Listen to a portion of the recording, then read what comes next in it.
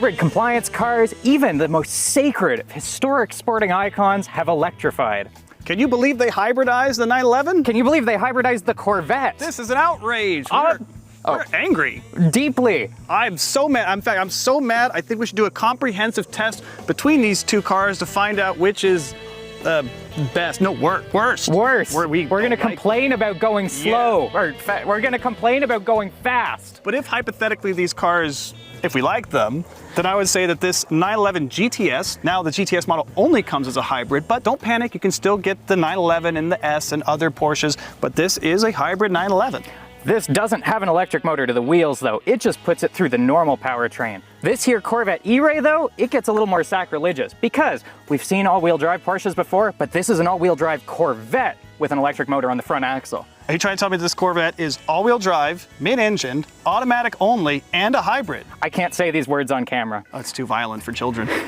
Today then, we're going to talk about what these new hybrids are like, but also how they compare to the non-hybrid traditional models that we love. More importantly though, we're going to dive into what these are like to drive fast and whether that electrification adds to or subtracts from the driving experience. That's right. So you're telling me it's a double comparison. Not only are we comparing Corvette to 911, but we're also comparing each of these cars to their gas-only versions that we know pretty well. Know and love. Jokes aside, it's a gorgeous day. We have open, beautiful roads. Let's check out the hybrid Porsche and see if it's actually so anger-inducing.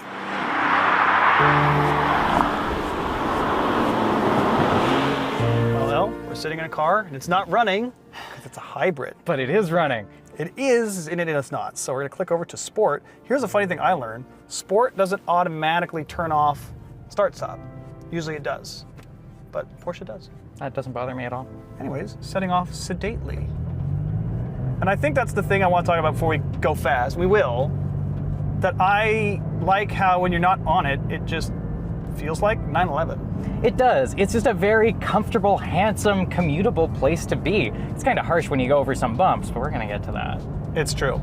And one of the things, speaking of bumps, I love that like the settings for my loud exhaust and my bumpy suspension are right here in the dash. Yes. Hard mounted. It's such a genius thing because sometimes I want sporty things and, oh no, a railroad crossing. Let me click soft suspension, go over the railroad crossing, and back at it. I don't have to like touch screen menu.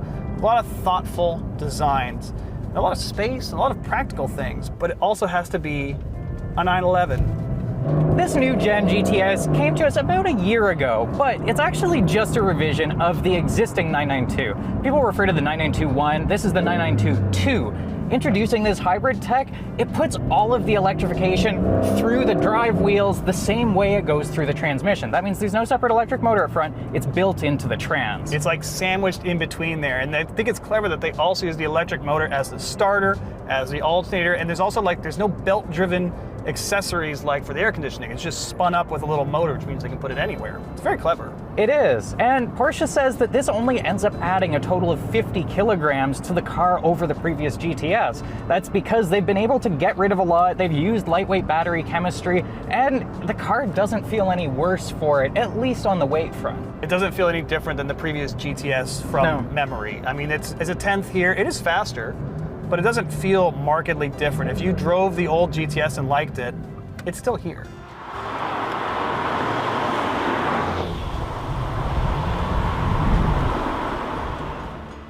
What's really important though is that because that goes through the transmission, that means that we still get to have rear wheel drive here if we want. You can get the GTS 4, which has a drive shaft going up front, but here we've just got rear drive silliness. We can actually get squirrely in here. It's true, and I like that you have the option, and definitely of the two cars, I find that this one is the more likely to be squirrely and a bit adventurous versus the Corvette is very hooked up.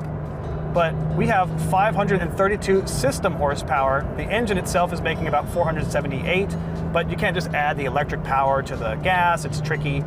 But the point is that you have power in every gear. And it's also interesting because it's a single turbo, and the turbo has a small electric motor inside it, so it's instantly spooled. So we're at 3,000 RPM, we're cruising along, whack it, boost, instantly. This turbocharger really does actually make this one of the most unique vehicles on the road right now, because this isn't something that's been done before. We've seen electrically driven compressors or turbochargers in other things, but here it's a full-fledged part of the hybrid system. It's really, really cool because you see, it doesn't have a wastegate. There's no choo-choo-choo-choo when you let off the gas. It just uses all of that for regen. Then when you launch,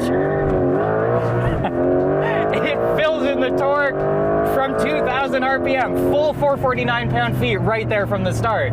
Feels awesome. And its rear drives, it'll light him up. I just really want to drive home how cool that turbo is because, yeah, long term, that's going to be expensive. But this thing, it gets 40 kilowatts of regen from that motor in the transmission. It gets another 11 just from the turbocharger. That means the turbo is responsible for more than a fifth of all of the regen recharging the battery in this. That is way more than you would expect, especially of a fledgling technology like that. It's a pretty amazing piece of kit that they have an electronic generator, because doesn't a turbo revolve at like 200,000 RPM? It's obscene. It's incredible. But I think the tech is so cool, but I think the cool part that I like is that if you didn't know, you wouldn't even know it's happening. It just feels like the engine is a 5-liter back there. It just feels immense because you have this electric shove in any gear. In fact, like you can be in fifth and stomp on it and you have electric power and away we go. Porsche says that this is a 3-second car, and I don't think either of us believe that. It's a 3-second car in the rain going up a hill. Yes. With 4 people in it. But in classic Porsche fashion, we suspect that both that number and the horsepower output are probably understated. And in fact, other independent testing has actually shown times down toward 2.6. Exactly. Over these train tracks though, you feel it. The bumps, way more than the Corvette. You do. Now, we do have it on harsh suspension mode right now, but even when that is turned off, these things have a really, really stiff, almost unpleasant ride. Underneath, it's just normal stiff springs and relatively straightforward adaptive dampers. You can tighten it up a bit, but even when it's on soft mode, with those really low profile tires especially, there isn't much to insulate you. That's the thing, it just doesn't have a lot of travel. And like, it's a shame because the car is otherwise so usable. You can put things in it, it's got a really nice trunk. The trunk can fit actually like 2 carry-on bags in it. It's a shame that like around town in Toronto, it's taking my kidneys out. But in its element, despite being a hybrid for the haters, it's so much fun. You have all this power everywhere. The 911-ness of it all is still so intact. Turbo working. I like that you could hear the turbo working. It's a very unique sound. It's a sharp, high-pitched squeak. It's a little different, but it's definitely air compression sound. But I think at the core of it, it still feels like a 911. The hybridness of it has not changed the car. It has not taken away anything that you would like about a modern 911. Maybe if it was like a naturally aspirated GT3, I'd feel differently, but for a GTS, this is just frankly better. This does get a lot better fuel economy than its previous, because previously the GTS was a 3-liter twin turbo. Now it's 3.6 single turbo hybrid. Fuel economy is better in the city, the highway, and combined, which you would kind of expect. It's a great car, and it also feels like the feeling of inherent quality, especially after being in Bowling Green's finest, is so different from basically any other car. Like Porsches just have an air of quality about them. Even this car is spec'd with lightweight glass, and even with that, it just still feels so solid, well assembled, and things look like they're built for the long haul. We have a very tasteful screen. I know you're offended by garish screens. I am, but in general, Porsche has done a really inoffensive job of this. I often complain that Porsche cabins are a little bit dull, but I've got to grant that this is something that I can see aging very reasonably and very well, as you have mentioned as well. This is just tasteful, it's restrained, and it's a nice grown-up place to be. It seems like it's built for the long haul, like it's built for someone that's going to own this for 10 years. Also important on that utility front are those back seats. Back seats are actually automatically deleted in GTS, but it's no cost just to put them back in. And if you put them there, you're not going to want to put someone you actually like there, but it is handy to have when you're in a pinch. Flip down too, you can actually get quite a bit back there. There's room for several bags, or in the case of my transit needs, I carried 2 seats for my AMC in there last night. There is a lot of space in the back of this car.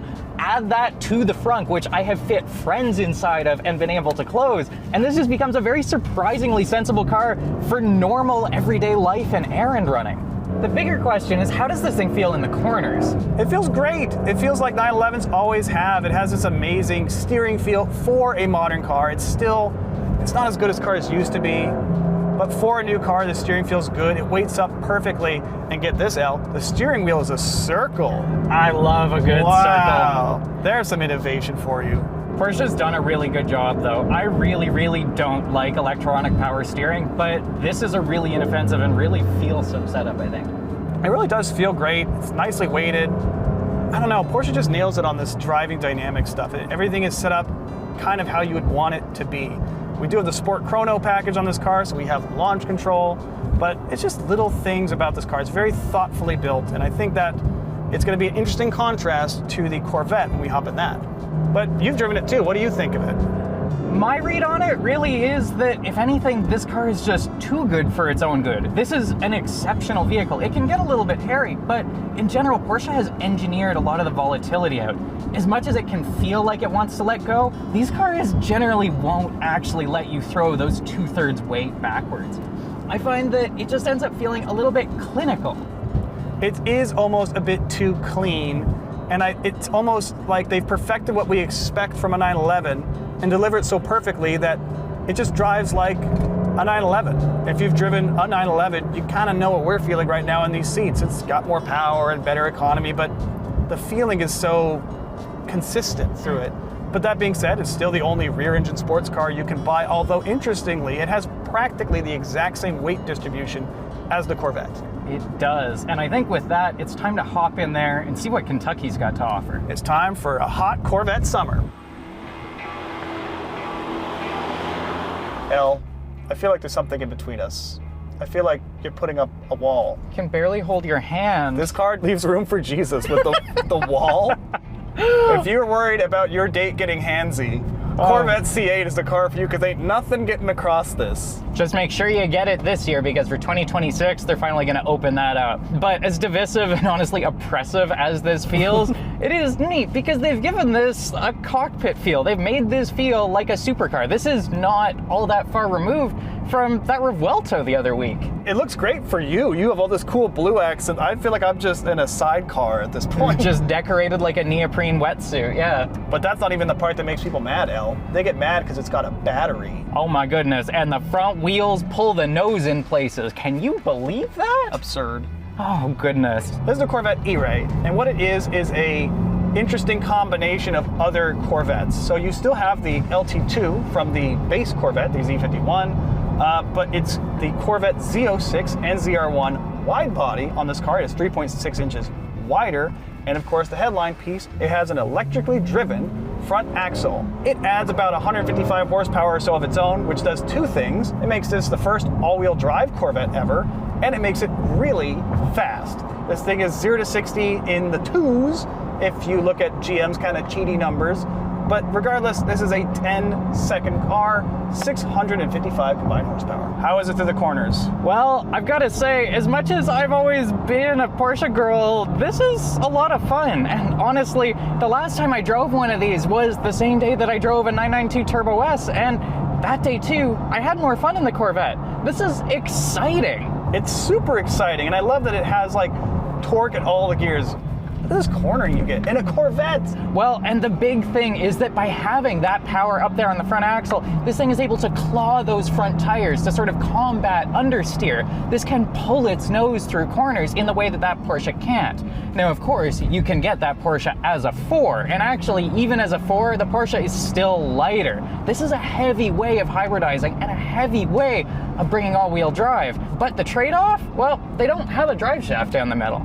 Yes, but there's still a wall because there's actually the batteries under here. The Porsche battery is actually very small, about the size of a toaster, but this battery is kind of briefcase shaped here in the middle. And with less power density, it takes more space within the structure of the car for the same capacity. They're both rated at 1.9 kilowatt hours.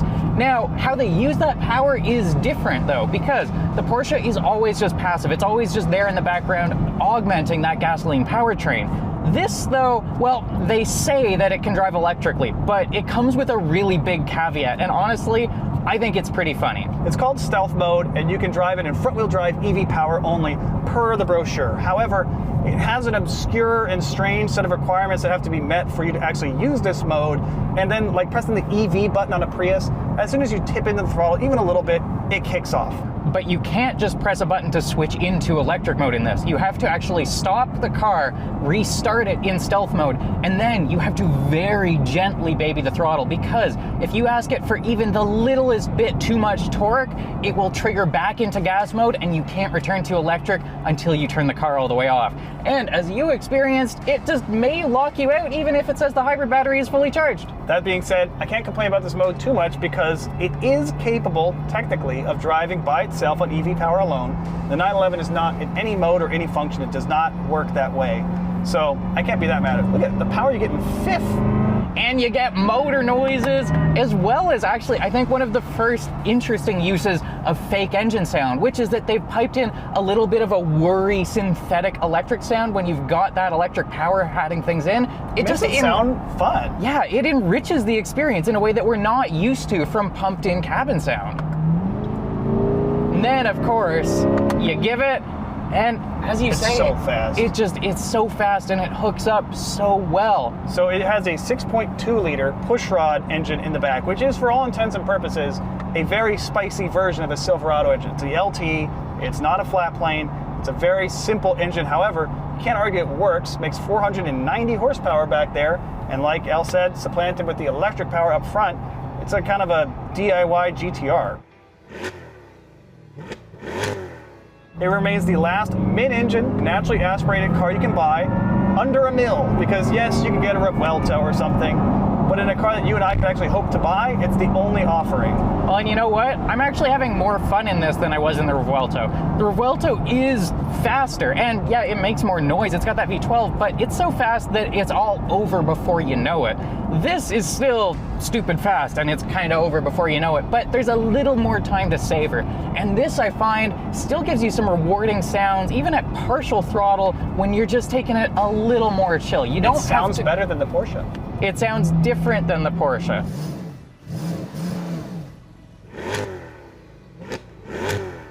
If you're a potato enthusiast, this is great. It's got that chop. But I'm not a potato enthusiast. I actually like the slightly more sophisticated, but still cammy, lumpy sound that you get there in the 911. This is exciting. Yeah, I enjoy a muscular V8 sound, but this one just sounds kind of potato, potato, potato, potato.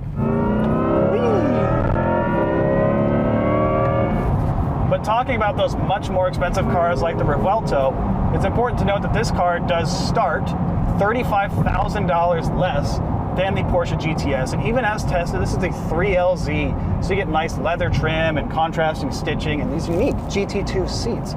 Even with all those options, it's still about 40 grand less than our Porsche as tested. It has a base price of about $150,000, and as you see it here, about $186,000.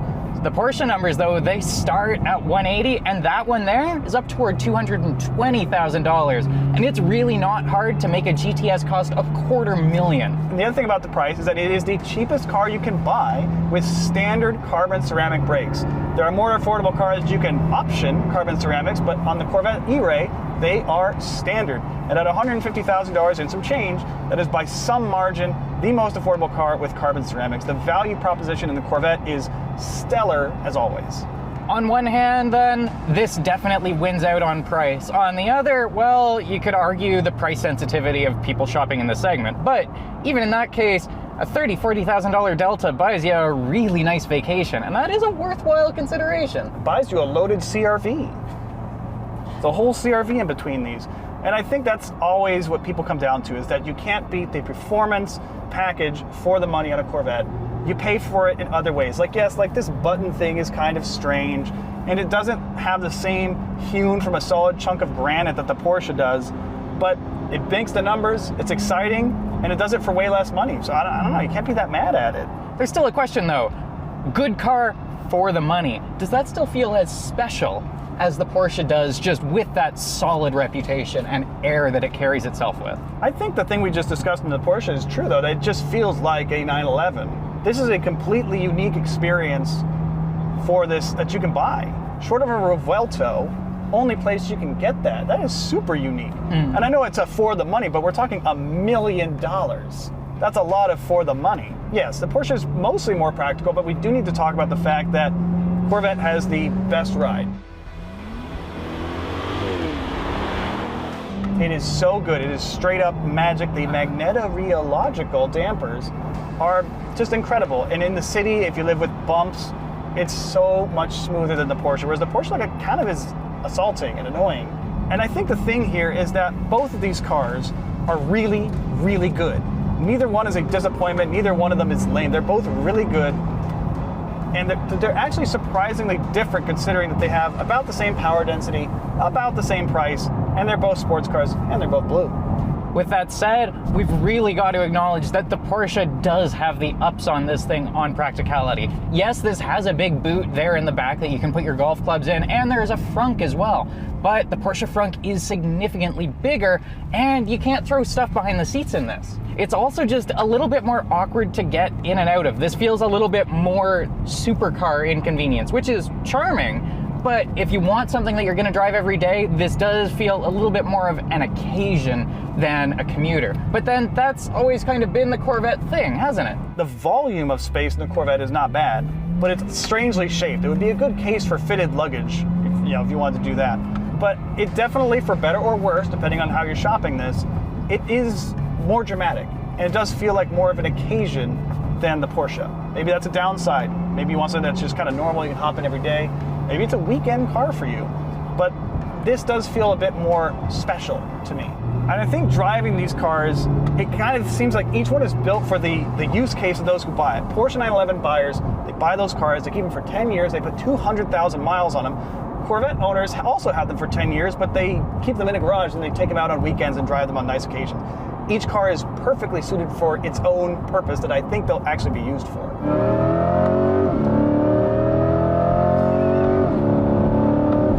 It is such a genuinely good feeling in 2025 to have a V8 just puking out exhaust without a care or a turbo in the world. I may be snooty, but this feels special. It's special. Everything's turbocharged now.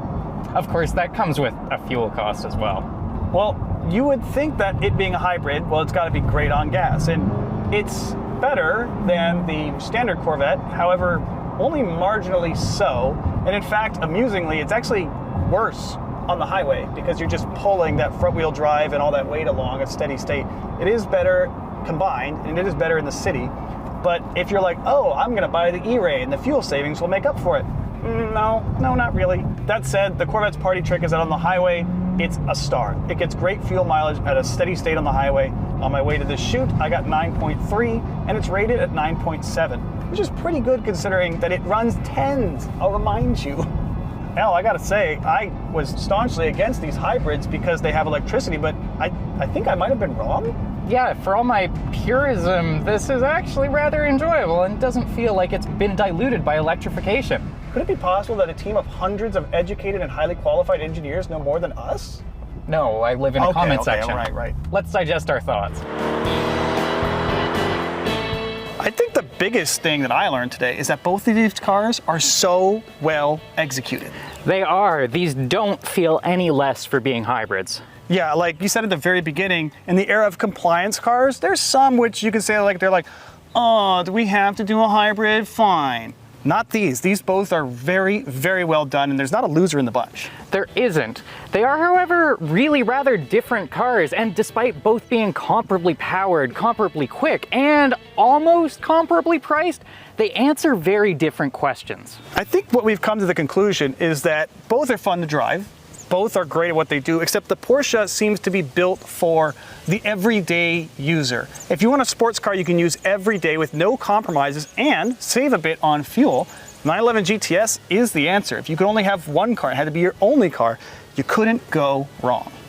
With the Corvette though, well, it does offer a little bit more sense of occasion. It does so with a lot of inconvenience. And yes, it is more comfortable over some of those bumps and would be a really nice tourer, but it still isn't quite the sort of car that you want to jump into every single day in the way that you could without thought there. This is, however, a less expensive car, and those $30,000, $40,000 are an important consideration. Were I spending this kind of money though, I think I would want to weigh whether I could actually enjoy my purchase on more than just the weekend. And so I think that's the conclusion that we've come to. If you want to drive the car every day, this is the one you can live with every day and still have fun. Like, it's not a slouch on the back roads, it's just as good. This is absolutely ready for the track as the back roads. But if you want something that's really ready for the track and really exciting for the back roads and that gets a little bit more attention, looks a little bit more exotic, this does a lot, and it's in many ways the last of its kind. This is a special car, and we're really lucky that it's still around, even in this evolved form.